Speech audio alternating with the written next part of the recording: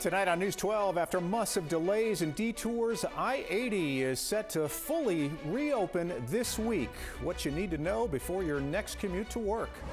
A longtime family-owned farm at risk of being taken by the township, but the community not giving up without a fight. What was the reason that the president had to take the power from the governor and federalize the National Guard? And developing tonight, the president beefing up the military presence in Los Angeles as people protest immigration raids.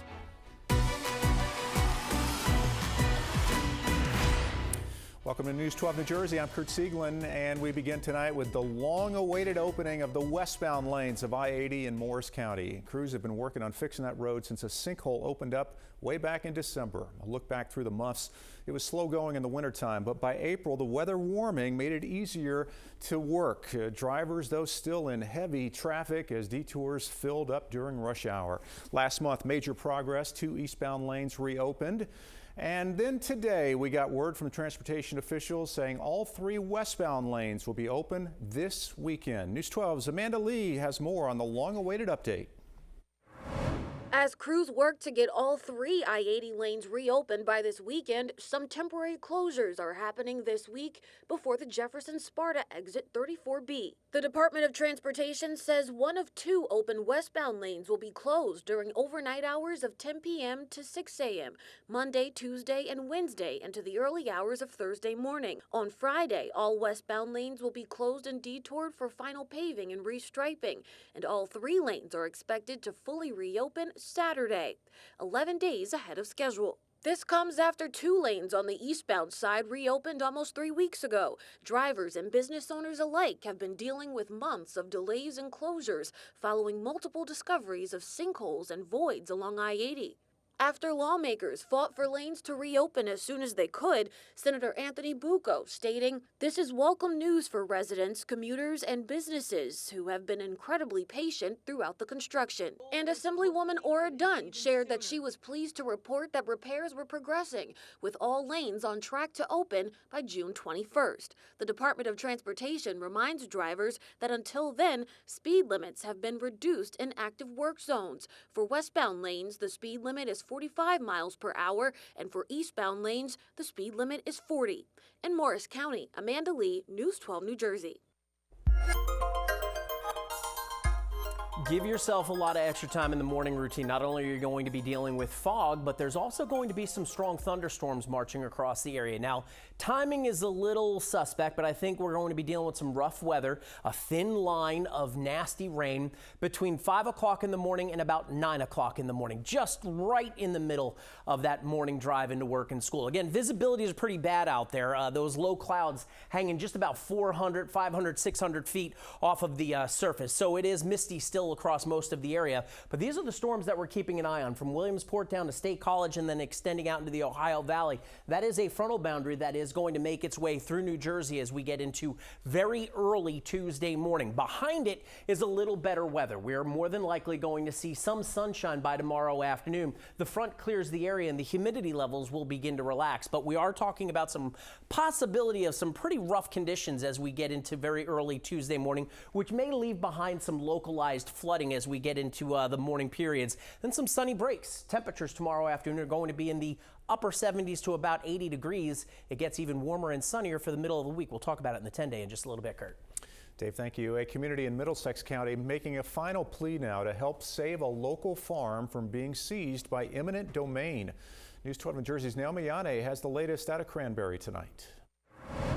Chris Henry and a group of supporters filed into Town Hall ahead of tonight's committee meeting to make one last appeal to committee members to let the Henry family farm stay in the family. What we're asking is that we would like the Township Committee to look at other alternatives that do not require this blunt force method of eminent domain, if possible, against the family that does not want to sell their property. The council is not taking any action tonight, but this is the last committee meeting before the planning board votes whether to seize the farm through eminent domain. This has caused contention in the small community, council members saying they've received threats. The harassment is only getting more aggressive, with calls, emails, and texts from Texas, Michigan, California, and much, much more. with explicit sexual, torturous expressions and death threats. The innocent employees of Town Hall, I should say, are traumatized and rightfully afraid. We spoke with Andy Henry, and he says, quote, "I have no personal knowledge of these threats. If these threats are happening, they should not be happening on either side," end quote. The Henry family has owned the farm on South River Road in Cranberry since 1850. The town wants to use the property to build mandated affordable housing. Some say the town is in a difficult situation and it needs land that gets a 100% rating from the state to get federal funding.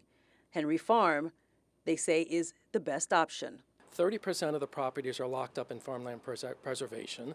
Another percentage of the land is recreational space. Another percentage of the land is already built with homes. It leaves very few pieces. The planning board is set to take a vote at their July meeting. In Cranberry Township, Naomi Yane, News 12, New Jersey. Big story through the day here on News 12. A jury today found Rashid Bynum guilty of murder. The shocking killing of Sayreville Councilwoman Eunice Jumfor 2 years ago. News 12 New Jersey's Chris Keating wraps up the case tonight. Rashid Bynum had no reaction when the verdict was read. How do you find as to count one of the indictment charging Rashid A. Bynum with murder? We find him guilty.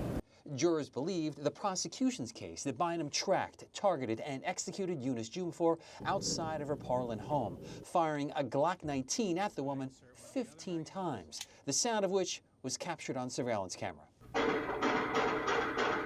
After the verdict, Jumfor's family said they expected the guilty verdict. The verdict wouldn't bring my niece, our daughter, back, but at least justice has taken place, and thank God for that. I think everybody, the family are just happy. The most damning evidence was the murder weapon, the Glock 19, which an expert testified had Bynum's DNA on the slide and grip, a gun that was found in the home of Kelsey Henley, Bynum's girlfriend. She testified he gave her the gun. And then there was the digital trail, which showed this plan was well reasoned and everything the defendant did was calculated. Assistant Prosecutor Kristen Pridgeon noting police tracked Bynum's every move with the help of his Gmail, cell phone, and E-ZPass. It all showed Bynum rented a white Hyundai Elantra to drive to Sayreville, bought bullets for the Glock, and was in the victim's neighborhood at the time of the murder. The defense arguing there was other unidentified DNA on that gun, while adding Bynum had no reason to kill Jumfor. Also think about the fact that there is no communication between my client and the victim or any other person associated with this case. But Bynum never took the stand to explain why he was in Sayreville the night of the murder. As for motive, we may never know. Jumfor's husband saying he has no idea why she was targeted. The jury only knew the victim and suspect were once roommates and members of the same church, but a motive wasn't needed for the prosecution to gain a conviction and close this case. At sentencing, Bynum faces the possibility of life in prison.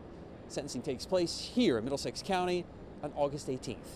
In New Brunswick, I'm Chris Keating, News 12 New Jersey. Following developments out of California tonight, President Trump is now sending an additional 2,000 National Guard troops to L.A. in response to the immigration raid protests. This is coming just hours after the Pentagon deployed 700 Marines to the city. This was the scene earlier tonight in Los Angeles. The escalation of force began Sunday following a weekend of protests. These deployments being done without the state's request or consent, and now Governor Gavin Newsom is suing the Trump administration because of it.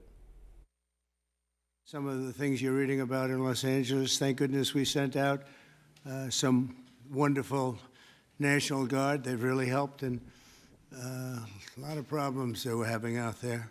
To send in federal troops or Marines when there isn't a war atmosphere or war circumstance going on is just, it's beyond the pale. I mean, it's authoritarian flexing. It's not making anybody safer.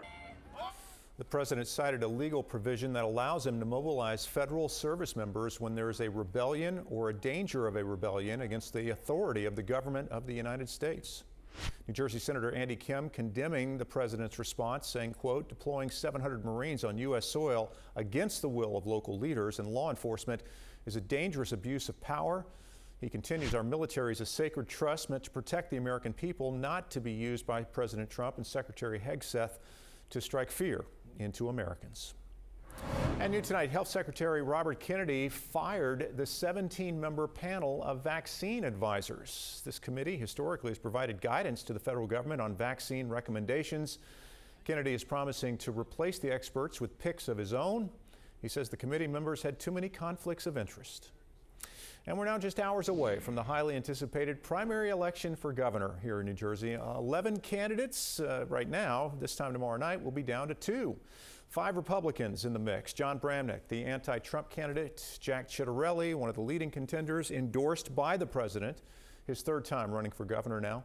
This Democratic field is, well, crowded. 6 candidates there: Mayor Ras Baraka, Steve Fulop, Representative Josh Gottheimer, Mikey Sherrill. This race expected to be very close tomorrow. The polls open at 6 in the morning. They close at 8 p.m. Stamping out scammers. A look at proposed new protections for older Americans who are swindled out of their money.